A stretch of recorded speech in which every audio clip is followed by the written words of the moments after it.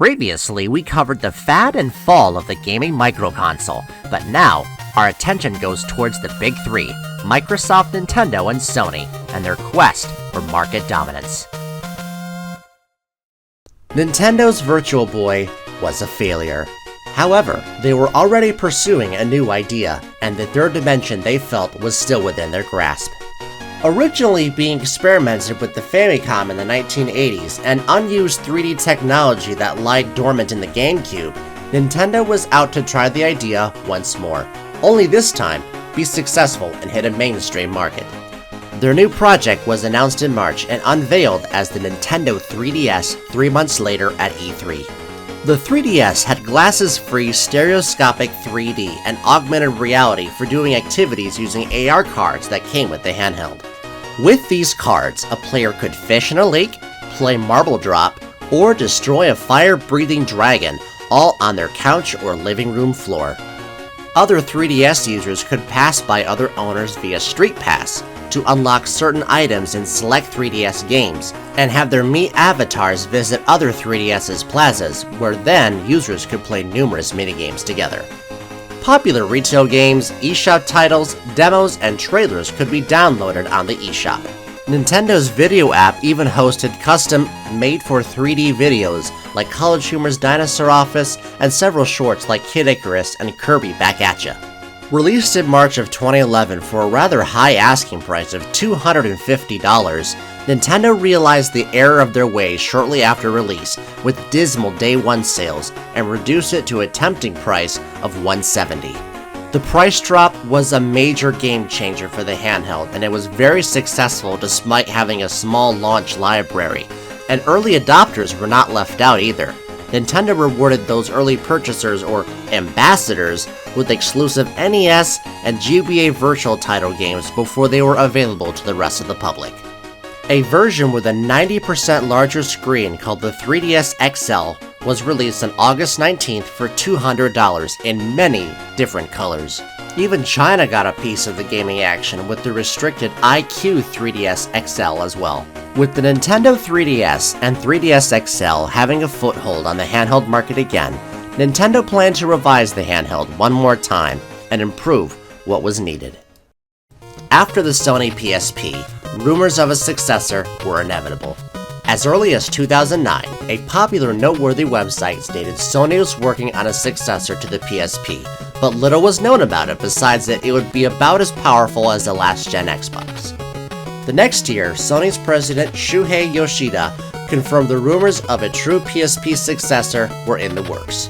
By 2011, the PSP2 was now known as the NGP, or Next Generation Portable. Rumors from the internet said that the device was now as powerful as the PlayStation 3.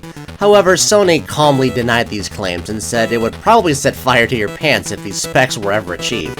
6 months later, Sony finally unveiled the long-awaited curtain of the NGP. Sony's PlayStation Vita was announced on June 6th of 2011, Vita meaning life in Latin. Unlike the 3DS, the Vita was also region-free and had 2 cameras with face detection. By the end of 2011, the PS Vita was released in Japan. However, North American fans would have to wait until the next year after of February 2012 to get their hands on it. At launch, the Vita was praised for being a powerful handheld, but there were financial costs attached. The AT&T 3G model of the device costed almost $300, and the Wi-Fi version was still $250, pricing $50 more than Nintendo's successful 3DS. Along with a high launch price, the PS Vita also required memory cards to save any progress and were not included in the box at launch. 32GB of storage was almost $100, and 16 would cost you $60, adding to the cost of an already expensive price tag. The required memory cards were twice as expensive as traditional memory cards like microSD because of the proprietary necessities Sony was always known for, like the memory stick with the PSP. At launch, Sony spared no expense with diversifying launch title genres with action, racing, sports, and puzzle games at launch. Unfortunately, the Vita just never had that killer app that made consumers see their handheld as a must-buy. Sony's reputation during this time was also marred by the backtracking of the UMD Passport program. Because the Vita did not have a UMD drive, Sony announced early in the Vita's life the UMD Passport program. This program allowed users to download their UMD games onto the Vita digitally for a small fee. Japan had already had the program for a year, and North Americans were looking forward to not having to double dip for their favorite PSP games. But in 2012, Sony killed the program in North America before the launch, and only allowed backwards compatibility with previously purchased PSP games on the PSN store. Then, shortly around 2013 of October, Japan got a slimmer, thinner, and lighter model called the PS Vita Slim. Released a year later in the United States, the PS Vita Slim was bundled also with a console port of Borderlands 2 for about $200. This price change was due to the Vita and its memory cards having a price drop in late 2013.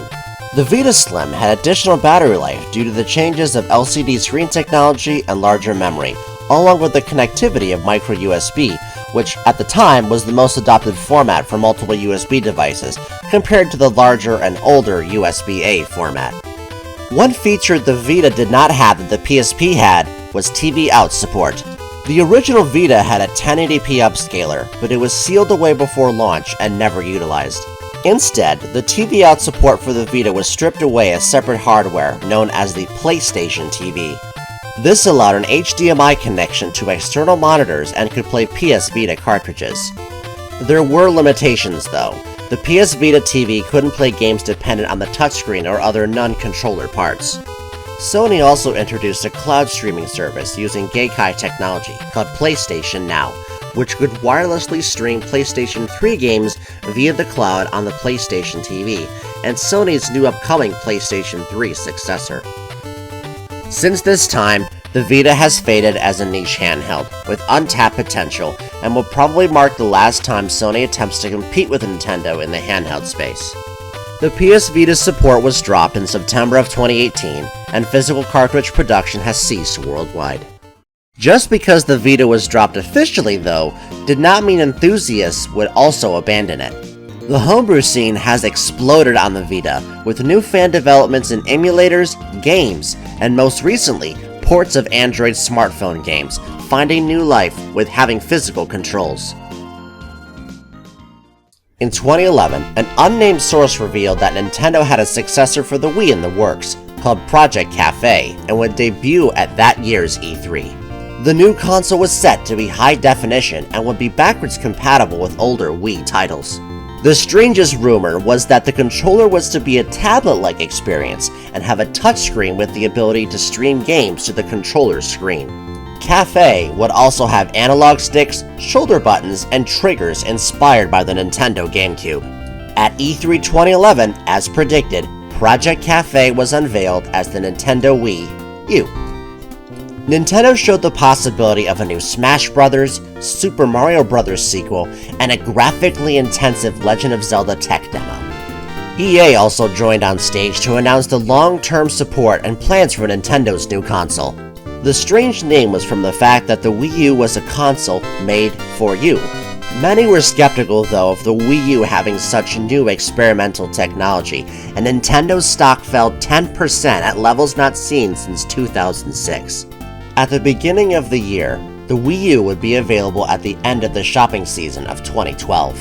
The Wii U also established a social network for other players known as Miiverse, where users could post their gameplay screenshots, bragging rights, drawings, and even help others with hints and tips, including asking for help yourself.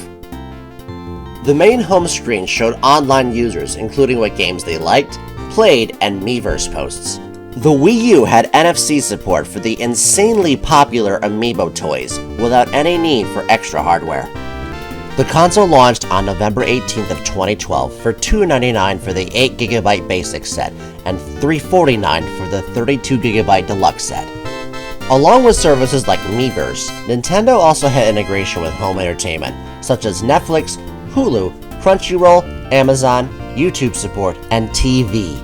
Yes, TV with two eyes. TV was a feature that made online video services look through an EPG user interface. The Wii U gamepad also contained an IR blaster which could control TVs or a set-top box. TV provided for select shows a socialized second screen experience, where users could comment on certain scenes and favorite parts of a movie or TV show they liked. But this idea never took off. Due to unpopular, non-existent demand, the Nintendo TV service was discontinued on April 11, 2015. Games at launch were mainly ports from other consoles, such as Assassin's Creed 3, Black Ops 2, Darksiders 2, Just Dance 4, and more. At the time, though, the Wii U did have original titles, such as New Super Mario Bros. U, Nintendo Land, Zombie U, and other touchscreen-enhanced ports of Batman Arkham City and Ninja Gaiden 3. Also, like the Wii U had Virtual Console support and was backwards compatible with all Wii titles. The backwards compatibility, though, was exclusive only to the Wii, as the Wii U dropped GameCube support officially. Nintendo did offer a classic GameCube controller, though, so games such as the new Smash Wii U game could still have a classic melee feel. At launch week, Nintendo sold 400,000 units. Compared to the Wii sales, though, of 435,000, the Wii U sales were lower than expected and was not entirely successful. 3 years later, after EA was initially proud to back the Wii U, they announced the end of their support. The Wii U would still have ports from EA games, but no EA exclusives would ever grace the console again. Even exclusive titles like Zombie U weren't flying off the shelves, and the Watch Dogs port was tiresomely 6 months late and dead on arrival. Soon after this, Ubisoft sided with EA in dropping the lukewarm Wii U, and even ceased production on an already finished party game that was ready to hit shelves. Only about a year later, Nintendo realized the console wasn't moving at all compared to other competitors, so they dropped the price to $299 for the Deluxe and discontinued the basic model.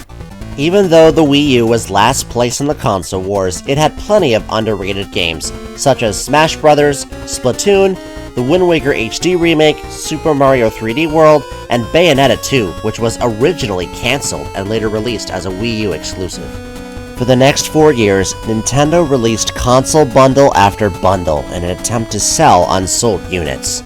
Still, without any market success, Nintendo ended Wii U production worldwide in January of 2017. This was the second time in Nintendo's market console history, next to the Virtual Boy, that Nintendo failed to gain any market domination. The failure of the Wii U hit hard, including company executives, including Satoru Iwata cutting his salary and other members of the board cutting their pay as well. Nintendo was down, but they were not out.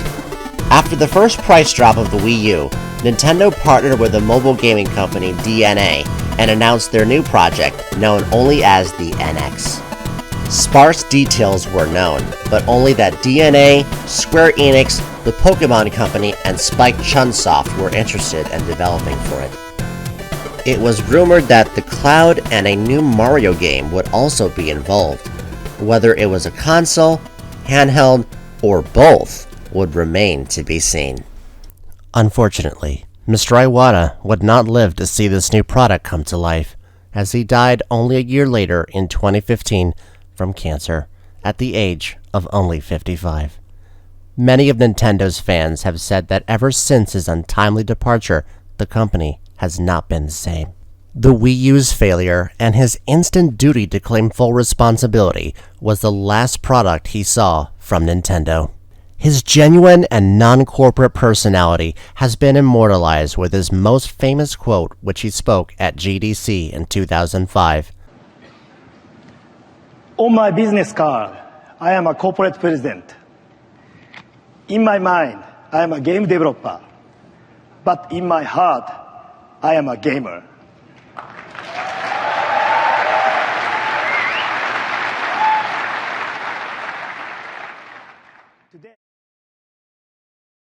Nintendo was riding high on defeating the Vita and dominating Sony in the portable handheld market twice in a row. Nintendo, though, wanted to focus on customers who couldn't enjoy the newest 3D-enabled handheld. Nintendo wanted to make a 3DS that was friendly for its younger audience for a cheaper price. The answer was the Nintendo 2DS for $130. The 2D meant that the 2DS lacked any 3D capabilities, and it cut the flip shell design, replaced with a flat slate. Some people complained that the 2DS's existence was Nintendo admitting that the glasses-free 3D was a fad or a gimmick. Nintendo responded that the 2DS was not a sequel or variant to the 3DS, but the 3DS would get its own successor soon enough. As early as 2008, Sony was already working on the next generation successor to the PS3. And by 2012, the project's codename was leaked as Orbis. Orbis is Latin, meaning orbit as a circle, and vita meant for life. Orbis had a few caveats before its new official announcement. The first one was that just like the PS3, Orbis would mark the end of backwards compatibility, and that a rumor stirred that it would kill used games and require a fee to activate secondhand copies. In 2013, at a Future of PlayStation event, Sony announced the PlayStation 4. At the event, the PS4 specs were discussed and revealed, as well as real-time footage of games currently in development. Compared to its predecessor and others before it, the controller of the PS4 was finally a major advancement. The middle of the controller had a clickable touchpad, which the user could slide across for different gestures or actions. It also has a light bar, which can show different colors and can interact with the PlayStation camera peripheral. The console was released in North America on November 15, 2013, and the 29th in Europe, but a year later in Japan. Just like the PS3, the PS4 has Blu-ray compatibility as well as a party system similar to the Xbox 360's Live system. You can also share gameplay footage, screenshots, and trophy achievements to social sites, such as Dailymotion, YouTube, Facebook, and live gameplay can be broadcasted from Twitch and YouTube. The PS4 also has a unique function called SharePlay, which is a game-changing feature that allowed users to play with their friends with a couch co-op game, as if they were in the same room. SharePlay can also let a user pass the controller to their friends, so they can play a game right in front of them or help them out if they're having trouble. Some publishers though saw SharePlay as a threat to sales, and they decided to block the feature on several popular titles. A few years after the PS3's launch, an optional paid subscription named PlayStation Plus was offered to users.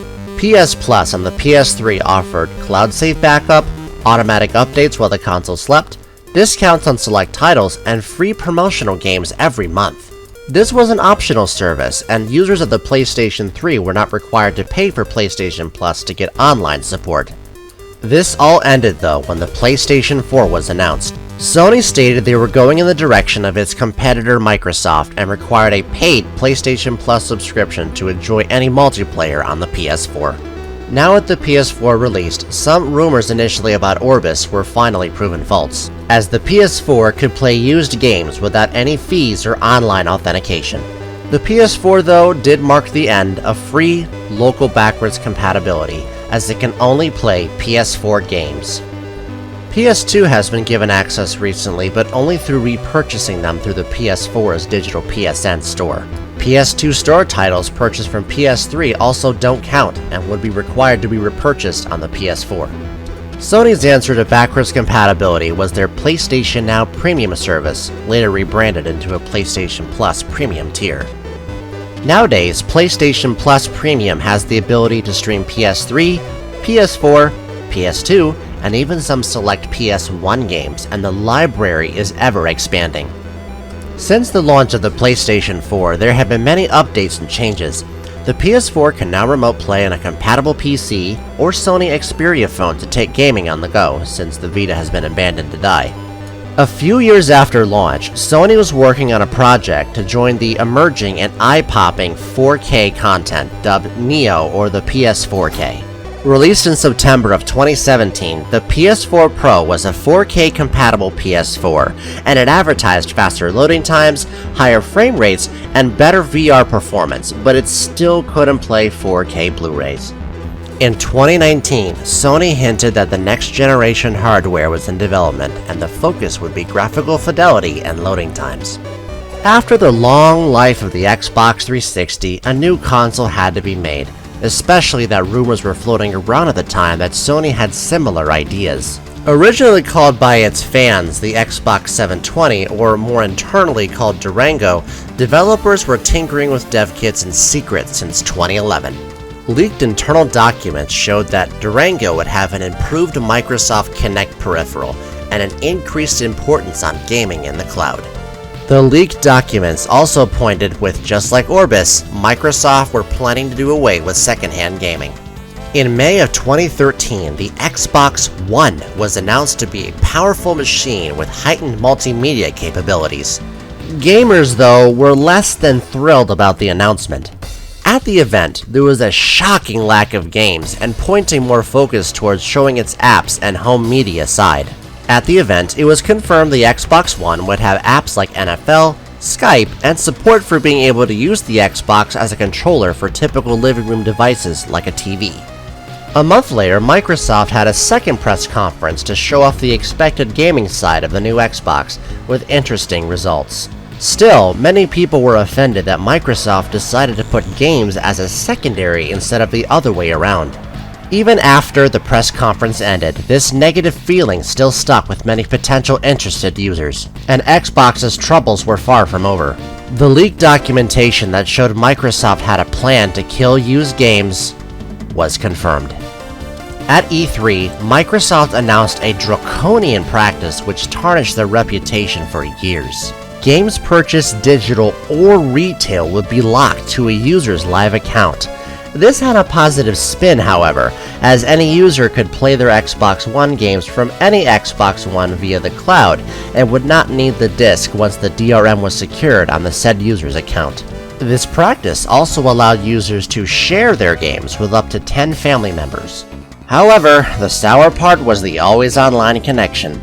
Since many of the Xbox One's digital original architecture revolved around the internet and the cloud, the console required an online mandatory check-in after 24 hours or else no games could be played. On top of this, Microsoft granted publishers an ability to limit how many times a said disc could be activated for online use, making used games for the Xbox One history. This made a horrible impression, as many gamers were ticked that Microsoft viewed disc-based retail games as a service, which could be revoked. Sony took complete advantage of the situation Microsoft buried themselves in. While on stage, they emphasized the PS4 was crafted with gamers in mind, and Jack Tretton said on stage with a smug tone that Sony wants to deliver what gamers want most. He later added that the PS4 would not impose restrictions or devalue their PS4 purchase, and said the PS4 didn't need any type of online authentication and that it would work with used games. Sony also took another shot at Microsoft and claimed the PS4 would not stop working if it didn't connect to the internet. Sony also showed a cheap, cheesy skit to make fun of Microsoft's used game draconian policy. After Sony showed off their PS4 later, which had used game support, many consumers said Microsoft had become anti-consumer and were out to punish their consumers with such harsh restrictions. No one knows, though, if PlayStation backpedaled on Orbis's initial plans due to the backlash Microsoft faced. With the prospect of a low market share, Microsoft still doubled down and said that the harsh cloud gaming DRM was essential to the Xbox One's infrastructure, and it could not be turned off. This statement was further emphasized by the CEO at the time, Don Matrick, and said that if anyone didn't like the Xbox One's online capabilities, they were more than welcome to go back to the 360. Microsoft's claim that the online was required turned out to be false, as a little more than a week later, they reversed the anti-consumer policies, including the used game restriction and the mandatory online check-in. A month after the backpedal, Microsoft's CEO and the man in charge of the Xbox One's development, Don Matrick, was fired by the Microsoft board and left the company to run the mobile company, Zynga. The Xbox One's launch came with a price point of $500. The reason for this was because the Microsoft Kinect hardware was bundled with the system. Compare this to the launch of the PlayStation 4, which released for $399. On top of the negative feedback Matrick brought to Microsoft, it was not looking good for the Xbox One's company outlook. 6 months after launch, though, Microsoft realized that nobody wanted Kinect and it was a short-lived gimmick, and cut its console price to match the PS4 by removing it from the bundle. A source at EA accidentally revealed in 2016 that the Xbox One had only sold 19 million units. And in August of 2022, a court document revealed that total sales were only 51 million, less than half of the PS4's total lifetime sales. Today, many of Xbox's once exclusive games have been ported to Steam on PC, but there are still some gems that should not be missed, including Rare Replay, which is a must for any classic Rare fan and Xbox owner. And speaking of games, Microsoft added free backwards compatibility without any additional fees or repurchases for digital and disc-based games.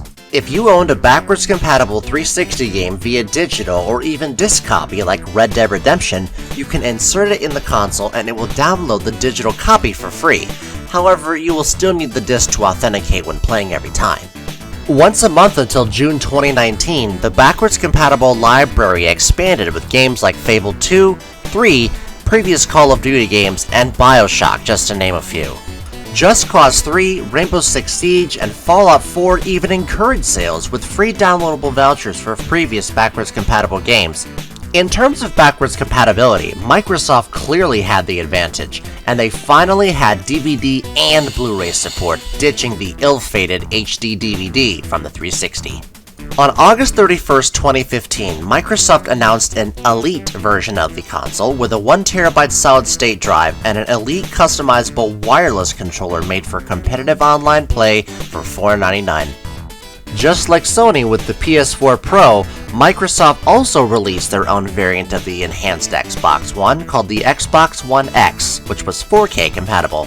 Production for the original Xbox One ceased in 2020. But since that time, Microsoft has rebranded to be more as a publisher with less focus on exclusivity, even having their once headlining and exclusive titles now slated for competing platforms. After consistently releasing basically the same design with only slight revisions, a new 3DS successor was announced during a Japanese Nintendo Direct stream. The new 3DS and its XL variant were released in Japan in October 2014. It supported over 38 different faceplate customizations, which could express and customize the handheld to the consumer's liking. About 230,000 units were sold on day one. And the beginning of the following year, it was announced that in North America in February we would finally get only the XL variant, but not the original smaller new 3DS variant, likely due to unknown marketing reasons.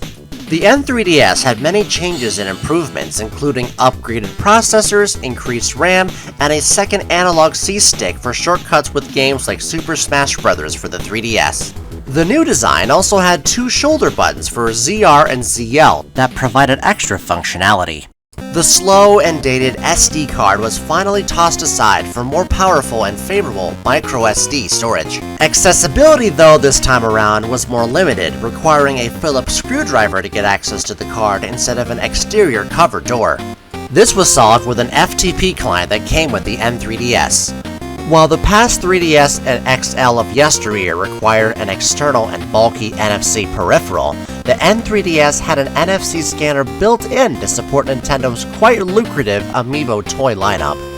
The biggest feature and the largest selling point of the N3DS was the Super Stable 3D. See, a large complaint was that the original 3DS only worked for 3D when viewed at a certain angle. With the N3DS having two sensors, it could read the user's eyes and display the 3D properly, even when at a slight angle or at night with a brightly lit screen. With the extra RAM and processing power at developers' disposal, fans speculated that the 3DS's library had plans for some exclusive games that wouldn't be supported by the original 3DS. This idea was accurate, but short-lived, as it only had 14 exclusive titles, with Super Nintendo Virtual Console being one of them. Being exclusive initially to Europe and Japan, the smaller faceplate design of the Nun XL finally arrived to North America 6 months later in September, but only through an Animal Crossing game bundle. At the end of 2016, Nintendo finally made the smaller variant available outside the bundle for $100.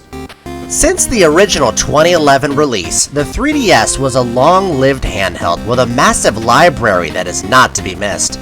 With a shelf life of 9 years, Nintendo finally announced all 3DS production would end in 2020 and stated in July 2022 that the Wii U and 3DS eShop would be shutting down in March the next year. The era of the 3DS was over, and Nintendo were looking ahead to its successor, known as NX, which would bridge the gap of handheld and console. Shortly after the Wii U launch, Nintendo were already looking to the future to create new experiences. With unimpressive Wii U sales, Nintendo was eager to start work on a new project, and all eyes were them for this new endeavor. In April 2016, Nintendo revealed that NX would be released the following year, and that Legend of Zelda Breath of the Wild would release for the system. After this meeting was made public, many speculated what NX was, but it was leaked shortly afterwards that NX would use the NVIDIA Tegra X1 hardware from 2015, which could be used for mobile or consoles. 6 months later, Nintendo revealed NX as the Nintendo Switch, and the Switch, as speculated, would be a hybrid device for home and handheld on-the-go use. The Switch released worldwide on March 7, 2017 for $300. The Switch is a 720p handheld with access to an HDMI TV dock for 1080p output. The Joy-Con controllers can detach from the console to utilize motion controls or act as a separate controller if attached to a controller grip. Just like the Wii U and the Wii, Nintendo offers a more conventional Pro controller and the classic GameCube controller as well for games like Smash Ultimate. Nintendo has released many peripherals for the Switch, including cardboard Labo games, a Ring-Con accessory, and even a miniature Mario Kart toy for designing real tracks in your house to race in. The Switch has been a great handheld for independent developers and even some mainline PS4 and Xbox One games. Some of the exclusives are Mario Odyssey, Kirby and the Forgotten Land, Pokemon Arceus, the Link's Awakening remake, and Super Smash Ultimate, just to name a few. Nintendo, though, did have a major difference in the online portion of the Switch compared to all their previous handhelds and consoles. For the first time ever, Nintendo followed suit with the competition and decided to charge a mandatory monthly or annual fee for online multiplayer access. This business decision was a stark contrast to before. While Microsoft and Sony charged for multiplayer, Nintendo were the last ones holding out with free multiplayer until now. Nintendo offers Switch Online access for $20 a year, and with this membership, you can upload supported save games to the cloud, have access to the Nintendo Switch Online phone app, and be able to play select NES and SNES games through the new online-only Virtual Console. 4 years later, in October 2021, Nintendo released an expanded online tier for $50 annually. This not only has access to basic Switch multiplayer, but also to additional Virtual Console listings of N64, Sega Genesis, and bundled DLC for Splatoon 2, Animal Crossing, and the Mario Kart 8 DLC. Some fans, though, have criticized this business model and choice Nintendo has made, as previous Virtual Console access were available through one-time purchases on the eShop and were never through an exclusive game-as-a-service subscription. Nintendo also wanted to market the Switch to lower-cost markets, who perhaps did not see any value or use in the HDMI TV Switch dock. With this set in mind, Nintendo released the Switch Lite on September 2019 for $200. The difference between this and the current Switch was obviously the price. Other changes, though, included a smaller screen size, removal of some of the Joy-Con features like HD Rumble and the IR camera, and the most notable change were the lack of the TV out HDMI dock support, making the Switch Lite an handheld-only device. 2 years after the Lite, Nintendo released a slight revision of the Switch with OLED support, this time for $350. Along with the improved OLED screen, this model also had an improved kickstand, sleeker look, and an HDMI dock with wired LAN support for the first time. Even though the Switch could play game ports from the AAA space, there have been caveats for most of these released on the handheld. These include decreased resolution, lower graphical fidelity, screen tearing, or the lack of the ability to run them natively at all, forcing an always online cloud streaming option only. With the Switch's hardware now over a decade old, fans are wondering when a new, more powerful successor would be releasing. Well, after many leaks, on January 16th, 2025, Nintendo officially revealed the Switch 2. So far, as of August 3rd, 2022, the Nintendo Switch has sold 111 million units sold, which has passed the lifetime sales of the Wii U in 2018 and the Wii in 2022. The Nintendo Switch is the company's best-selling home console ever, even passing by the legendary NES. In 2021, Microsoft released their new high-end model, the Xbox Series S and X line, and 2 days later, Sony released the PlayStation 5. Currently as it stands, these three devices are the choice of this gaming generation. And with comparing the Xbox and PlayStation's graphics, at this point, it's almost a non-existent difference, and nowadays platform choice revolves around exclusivities and availability. It has been a wild ride of gaming history, from being saturated to the point of oblivion to the revival that changed everything forever. The home video game console will be around for many years to come. Here's to the future and many more years of gaming. Thanks for joining me on this journey through the history of video games. See you later!